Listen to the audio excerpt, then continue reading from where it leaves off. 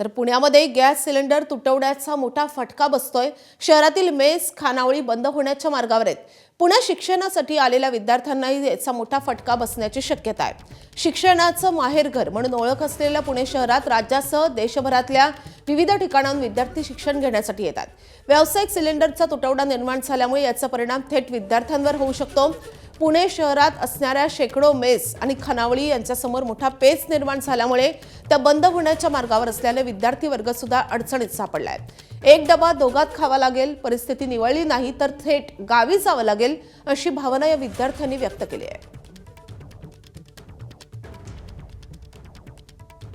इथं आम्ही जेवायला जातो त्या मेसवर सांगितलं जातंय की बाबा कमर्शियल गॅस बंद केले तर मग त्याचा परिणाम थेट मेसवर होऊ शकतोय की आम्ही 2 दिवसात जर सुरळीत नाही झालं तर आम्हाला ब्लॅकमध्ये गॅस घ्यावं लागतील आणि तुम्हाला जेवायला द्यावं लागेल, तर मेसचे भाव वाढतील।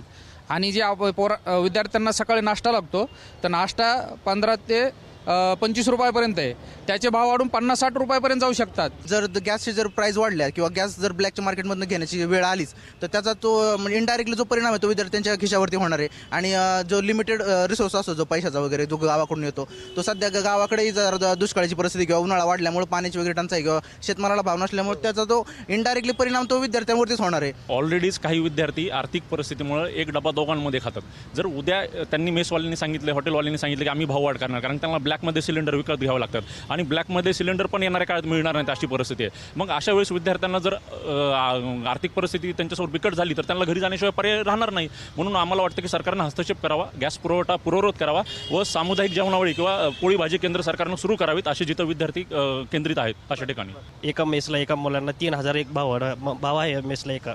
2 टाइम जेवता तुम्ही? 2 टाइमचे। आणि काही मुलं आहेत ते 1 टाइमचंच लावतात, जसं की एका डब्यामध्ये 2 जण खातात।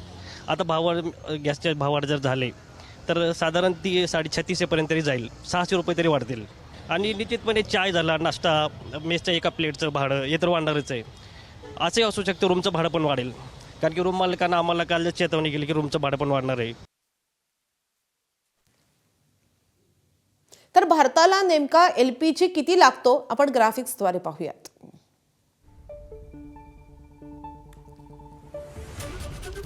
तर भारताची वार्षिक गरज आहे LPGची 3.13 कोटी टन।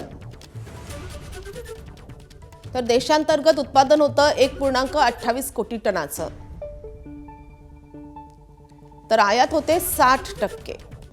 या आयातीवरच मोठा परिणाम झालेला आहे आणि त्यामुळे आता गॅसची टंचाई निर्माण होते। घरगुती वापर आहे त्यापैकी 87%।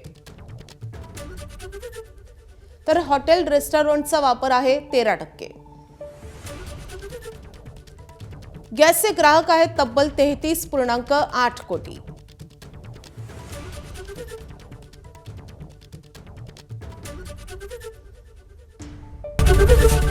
एबीपी माझा, उघडा डोळे बघा नीट।